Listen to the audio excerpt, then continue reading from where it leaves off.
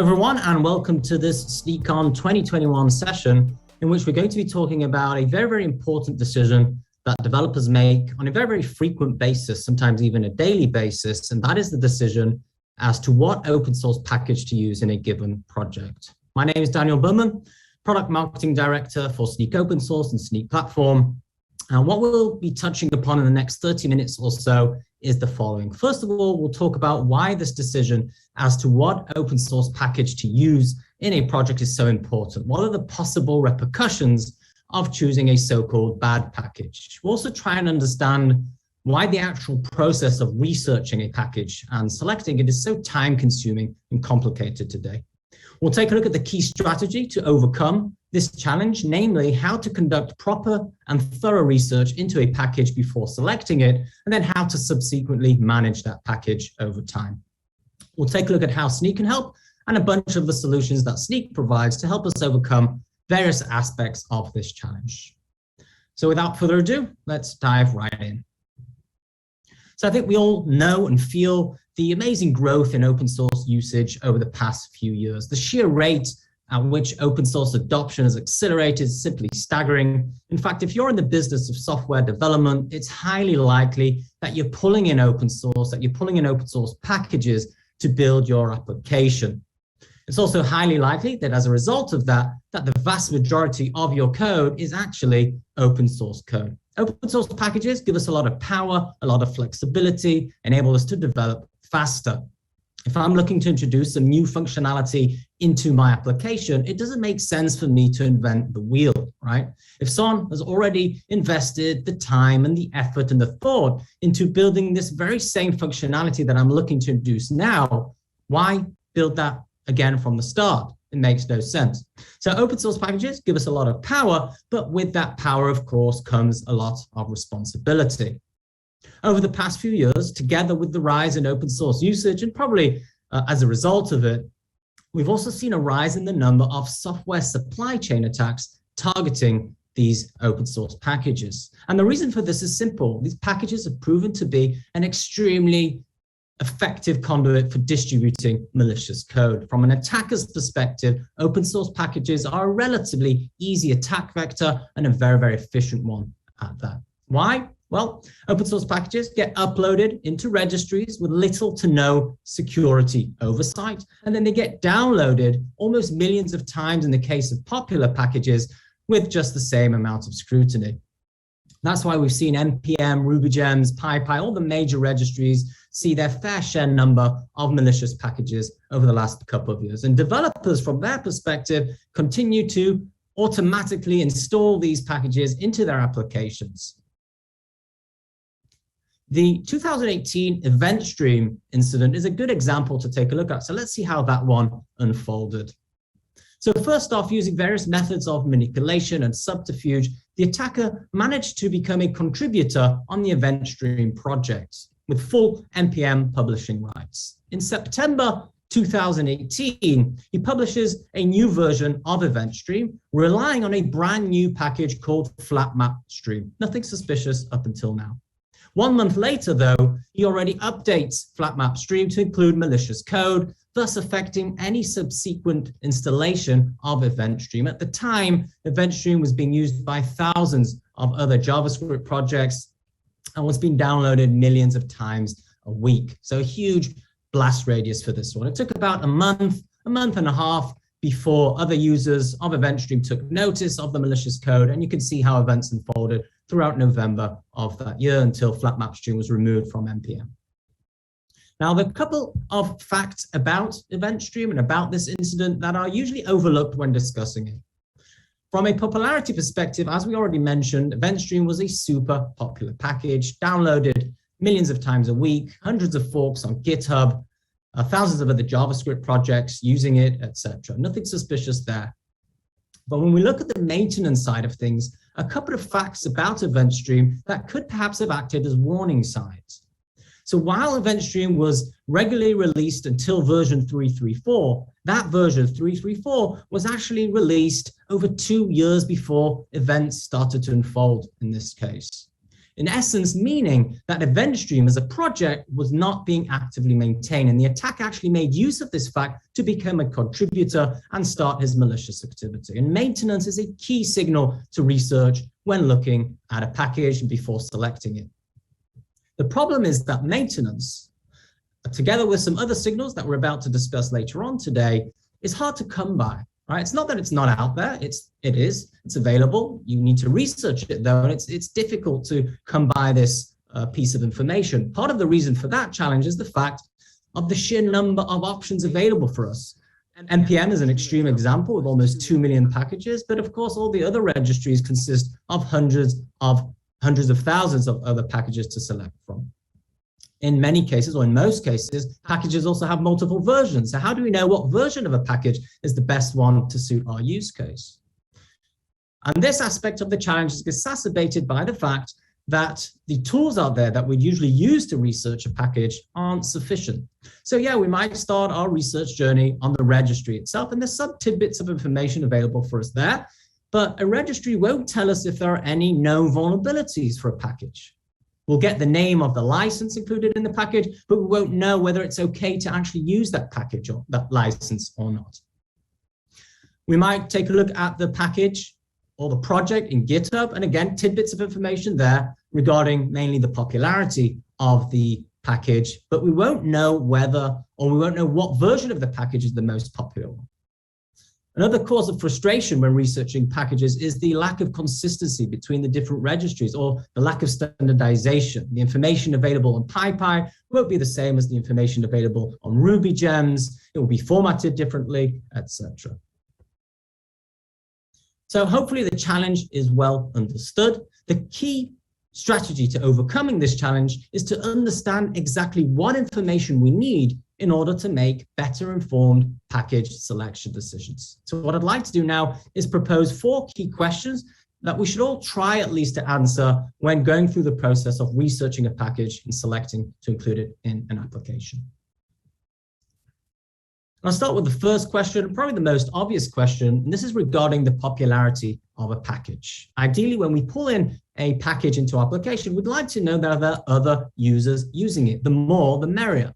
Now, why is popularity important? After all, if the package is providing me with the functionality that I need, who cares? Well, that's exactly the point. A high number of users means that it's likely doing its job. A high number of users, or a high number of downloads for that matter, validates both my use case and also the likelihood that my requirements are going to be met.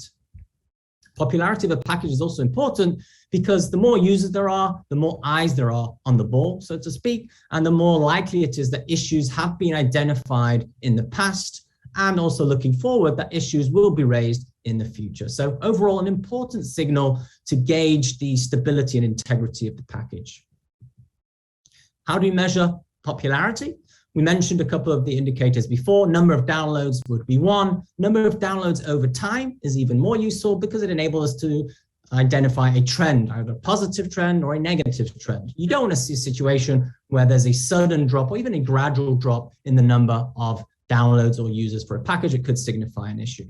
Ideally, we'd also be able to identify the number of downloads per version. Why? Well, in some cases, as is the case of this NPM class names package that you're looking at here, the most popular version is not necessarily the most recent version. This can happen in case new versions include degraded performance or degraded functionality, etc. So overall, a very important piece of information to know about a package and its versions before selecting it. We can take a look at the number of stars, number of forks, of course, and also the number of dependents, the number of other open source packages using this specific package. Now, it was Albert Einstein who said what is right isn't always popular. And he also said, and it's more relevant to the topic of our discussion, what is popular isn't always right. There are a lot of super popular open source packages that if we took a closer look under the hood, we discover that they actually require some really careful consideration. Take the example of this super popular NPM request package. Used as an HTTP request client, request is actually downloaded 20 million times a week. but it's also a dead project. It's deprecated, it hasn't seen a commit or a release in over 2 years. So who can guarantee, should I select this package to use in my application, that if an issue is raised, a bug's reported, a vulnerability is identified, who can guarantee that that issue will be taken care of in a timely fashion? And the simple answer to that question is nobody can guarantee. And this should raise a red flag about using and pulling in this package, especially if I'm working on a business critical application. So maintenance is the second signal that we should be researching when looking at a package. A well-maintained package is likely to evolve over time, introduce new functionality, improve, and it's also more likely to resolve issues identified in a timely fashion. Very, very important to keep our application as a whole healthy, performant, functioning at all times. How do you measure the maintenance of a package? Well, we'd like to see, ideally, a nice flow of commits coming into the project. We don't want to see a situation where there was a flurry of activity and a lot of commits taking place when the package was first introduced 5 years ago, and then no commit whatsoever over the next couple of years. We also need to take a careful look at when the last release took place. Remember, Event Stream, 2 years passed between the last release of Event Stream and when the attack began to unfold. The attack actually made use of that fact to actually become a contributor in the project and start his malicious activity. So what you want to see is a good release cadence. This doesn't mean a release every day or two, but it does mean a release every couple of months. That's a good, healthy sign. We can also take a look at the number of open issues and number of open pull requests. But here again, we do need to take the wider context into consideration. For example, a high number of issues could be okay if there's a good release cadence going on. On the opposite side, if you see a high number of open issues, a high number of open pull requests, and a release happening every 2 years or so, then that could actually be a negative signal. Now, just because a package is popular and just because it's well maintained, it doesn't mean that it's actually safe to use. So the third question you need to be asking yourself when pulling in a package into your application is, are you introducing risk? And the way to measure this, of course, from the security side is the existence of known vulnerabilities and being able to identify whether the package is malicious or not. Now, answering these questions isn't as straightforward as one might think.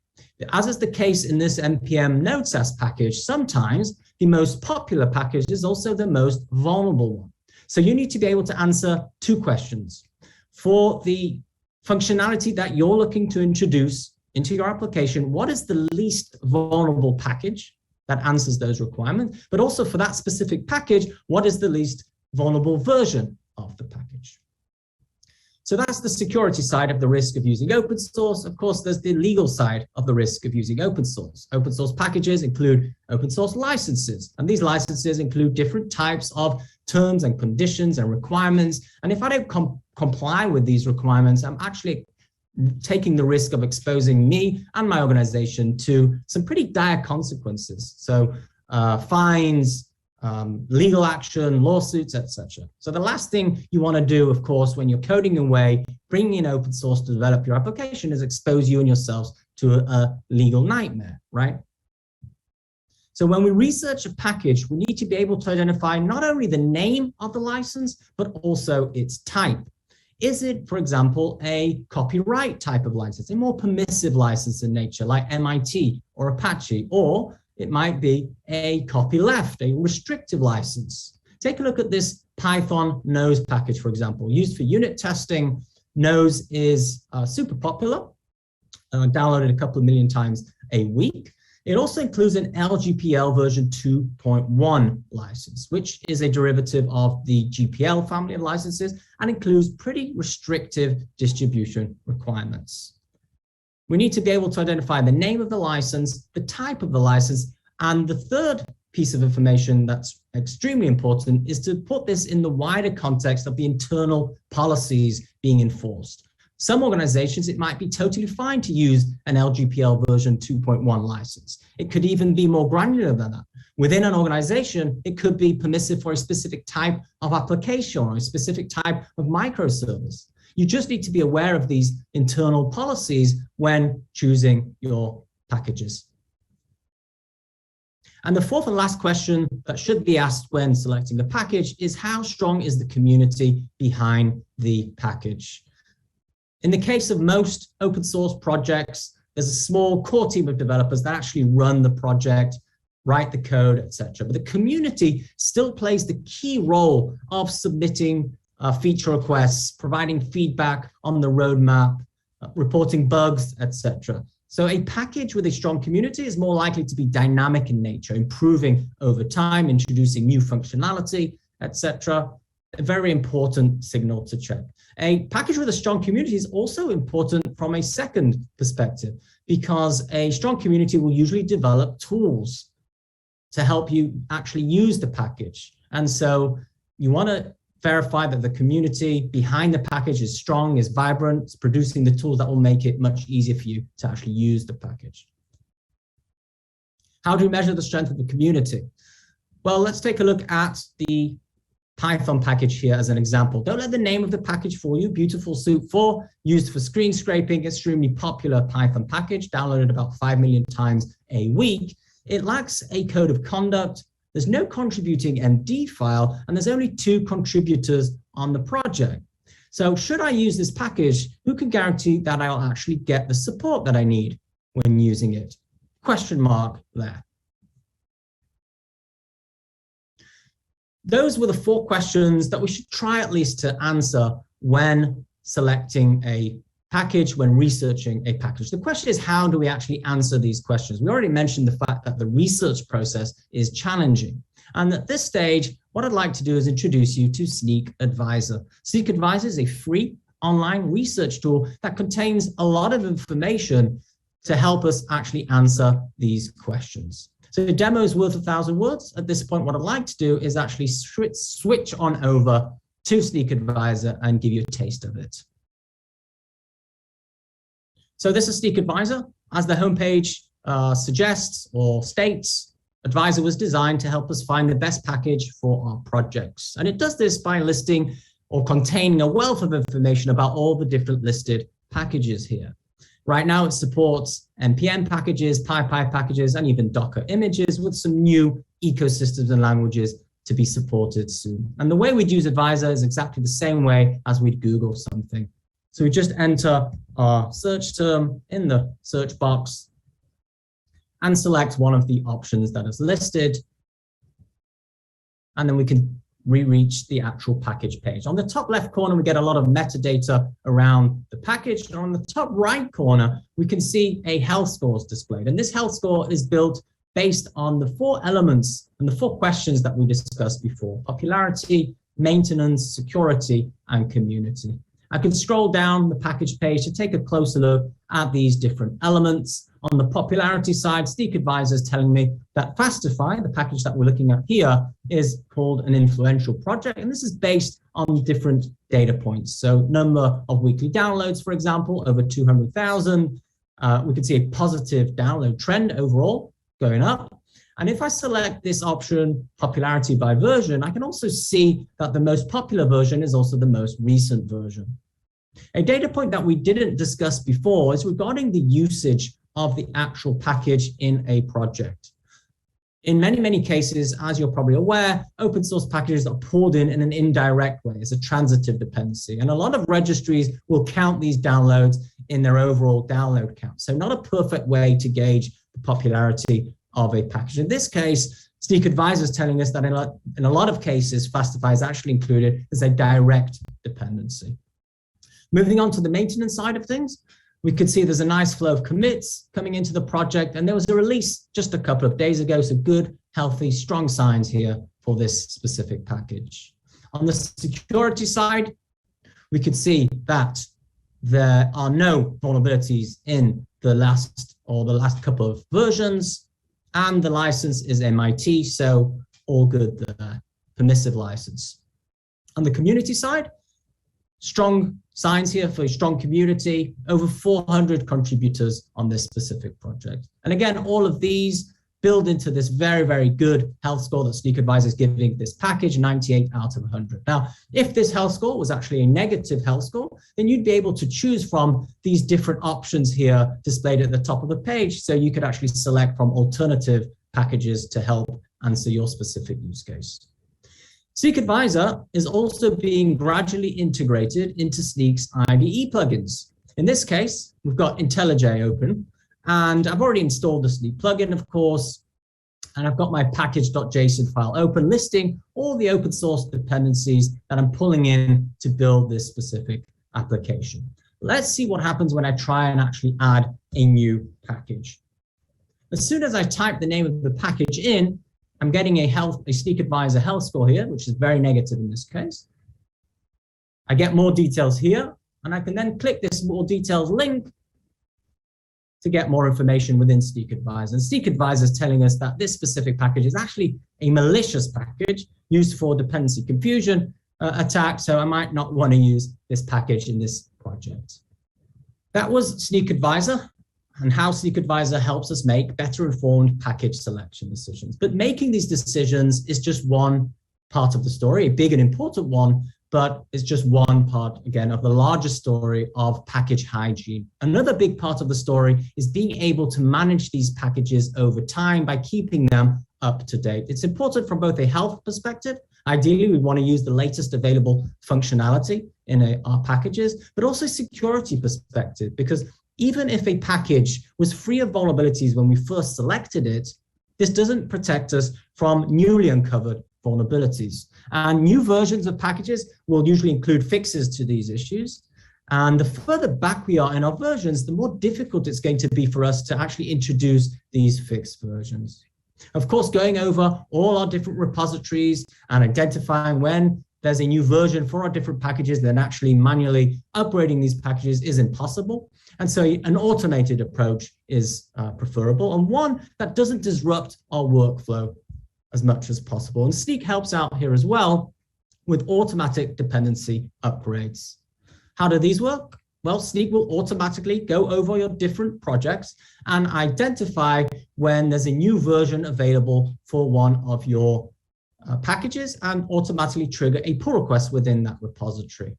Importantly, you can configure Snyk and decide which type of version bump you want these pull requests to be triggered for. Since major version bumps will sometimes introduce breaking changes, you can actually ask Snyk to only trigger these pull requests in case of a minor version bump or in case of patches. Snyk won't trigger these pull requests for versions that are less than 21 days old. Our research has shown that this will help protect us from situations where a maintainer's account might have been compromised, or perhaps a project has been compromised, similar to what happened in the case of EventStream. Once these pull requests have been opened, how do you decide on whether to merge them or not? More so, when looking at a bunch of these, how do you prioritize between the different pull requests and decide what to merge first? And this is where context is really, really important. Snyk's pull requests contain a bunch of information in them that will help you reach that decision as to whether to merge them or not. And this starts with different pieces of information like release notes, so you can see exactly the difference between the different versions being released in order and to help you understand the scope of the change being introduced in the new version. In case the upgrade remediates a vulnerability or a series of vulnerabilities, you'll see all the security intelligence that Snyk provides on vulnerabilities, including a priority score, the severity, of course, whether there's a mature exploit for the vulnerability, etc. For some specific ecosystems that we support, you also see a merge advice badge, and that, based on our calculations, will enable or will inform you whether there's a chance that merging this pull request will cause any breaking changes. A lot of developers complain about PR fatigue. A lot of pull requests being opened unnecessarily by some of the other automatic dependency upgrade solutions on the market, which shall remain nameless, of course. So it was really important for us to enable you to control the full pace and the scope of these upgrades. So we already saw that you can actually tweak the version bump that you want these pull requests to be triggered for, but you can also decide how many of these pull requests are open at any given time. And you can also specify specific dependencies that you'd like Snyk to ignore and not to trigger these pull requests for. Moving on from automatic dependency upgrades, Snyk also protects you from accidentally introducing bad packages into your project. And it does this by automatically testing any new pull request that you or any other contributor in the repository open. Let's take a quick look at what that actually looks like. In this case, I'm going to open a pull request that introduces one simple change. And as you can see, what I'm doing is I'm introducing that same malicious package that we saw before in the IDE demo. Creating the pull request will trigger Snyk's testing automatically. And within a couple of seconds, the security test failed as expected. So I'm going to click the details link here. This leads me to the Snyk application, where I'm going to visit the test page. And here again, I'm going to get all the information I need to understand why exactly my test failed. So again, informing me that this package is malicious, and I could click here to see more details about that. Now, another security gate, preventing me from accidentally submitting or entering a bad package into my different projects. Which leads me nicely to the conclusion. Our reliance on open source packages, as is the number of software supply chain attacks targeting these packages, is only going to rise in the next couple of years. And so is the need for us to be able to make better informed decisions as to what packages to use in our projects and how to subsequently manage them. This is important from a health perspective to keep applications healthy, performant, but also, of course, a security and compliance perspective. And Snyk provides a bunch of solutions here to help us stay on guard across the different stages of the software development lifecycle. As we saw before with Snyk Advisor, this starts as far left as your research and planning stage, and then moves further right in the process as you are coding in your IDE, as you commit new code into your Git repository, as you monitor these repositories with Snyk, and its CI/CD, an element that we didn't focus on today. We're already looking at additional ways of integrating Snyk Advisor into more workflows and more processes. So Snyk CLI, for example. We're also looking to introduce a new type of policy that would allow admins to blacklist or whitelist a specific package based on different types of criteria, including health criteria. So that's all from me at this point. Thank you all for listening in. All of the topics that were discussed today are written about and discussed on the blog, so you're more than welcome to read up on our blog. I strongly recommend a visit to Snyk Advisor, especially to those of you who are JavaScript and Pythonistas. Thanks again.